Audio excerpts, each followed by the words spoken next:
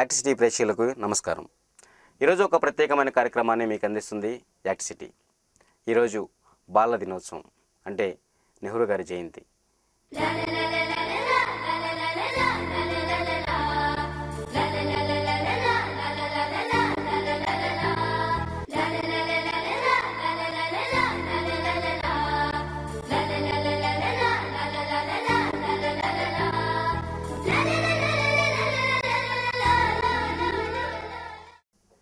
ఈరోజు ప్రతి ఒక్కరూ ఒక విషయాన్ని గుర్తుంచుకోవాలి.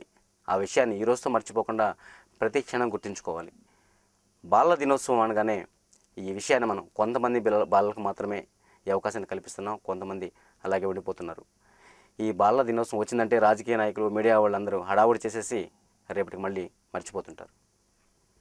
చిన్నారి చిట్టి చేతులు బలపం పట్టుకుంటేనే కందిపోతాయని బాధపడే మనం, అవే చిట్టి చేతులు, గోను సంచులు, గడ్డపారాలు, పెద్ద పెద్ద సుత్తులతో పనిచేస్తుంటే ఆ చిట్టి చేతులు ఏం కావాలి?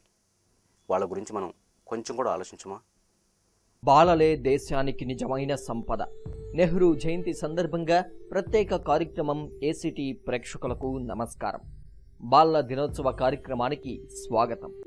ఏ దేశానికైనా సంపూర్ణమైన ఆరోగ్యం, పరిపూర్ణమైన విజ్ఞానం కలిగిన బాలలే దేశానికి నిజమైన జాతి సంపద అని ఐక్యరాజ్య సమితి ప్రకటించిన మాట ముమ్మాటికి నిజం. అంటే ఆరోగ్యకరమైన గుణగణాలు కలిగిన బాలబాలికలే దేశానికి ఎనలేని సంపదలనేది అక్షర సత్యం.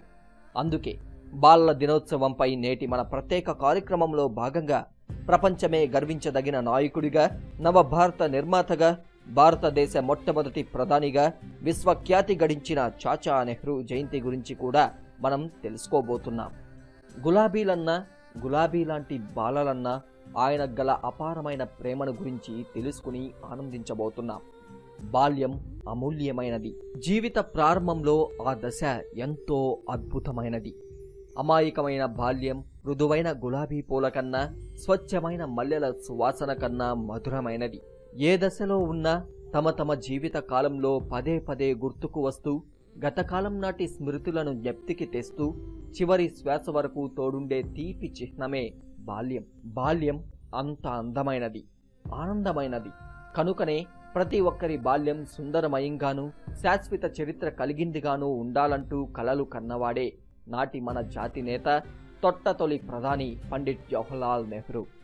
శిశువు శివుడు లాంటి వాడే అన్న మాటను మనస్ఫూర్తిగా నమ్మిన నెహ్రూ చిన్నపిల్లల జీవితాలు సదా బాగుండాలని కోరుకున్నారు. కనుకనే ఆయన అభిరుచిని అభినందనీయమైందిగా కొనియాడుతూ నెహ్రూ జన్మదినమైన నవంబర్ 14నే మనం బాలల దినోత్సవంగా జరుపుకుంటున్నాం. అంతులేని ఆనందానికి, ఆత్మవిశ్వాసం పునాదికి ఆధారమైనదే బాల్యం. విజయవంతమైన జీవితాలకు ఆత్మవిశ్వాసాన్నే కొలబద్ధంగా చెబుతుంటాం.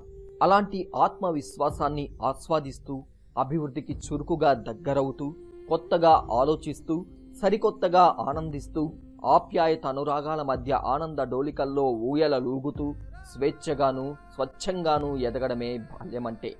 గ్రామ వీధుల్లోనూ, ఊరి శివారుల్లోనూ, చెట్ల కొమ్మలపై, చెరువు గట్లపై, పక్షుల వెంట, ప్రకృతి చెంత కేరింతలు కొడుతూ, ఆనందంలో ఉరుకులు పరుగులు పెడుతూ, శ్రమ తెలియక శరీరాన్ని, మనస్సును సంతోష పెట్టడమే బాల్యమంటే.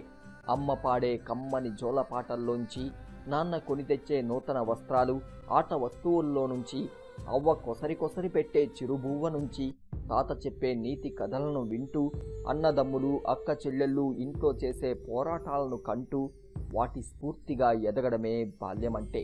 స్నేహితులతో ఆడే చెమ్మచెక్కలు, బద్దెల మధ్యన ఆడే గోళీలాటలు, తాడు బొంగరాలతో గిరిల మధ్యన కొట్టే గుమ్మలాటలు, ఎల్లల్లేని చెడుగుడులు, చెట్లపై నుంచి ఎటు దూకాలో తెలియని కోతి కొమ్మచ్చులు లాంటి ఆటలు, వాటిల్లో నుంచి వచ్చే స్మృతి తెలియని పాటలే బాల్యమంటే.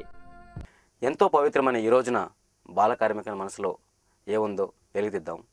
వాళ్ళ మనసులోని అభిప్రాయాలను మనతో పంచుకుందాం. రండి. ఏం పేరు నీ పేరు? ఎల్లప్ప. ఏం చేస్తుంటావు ఇక్కడ?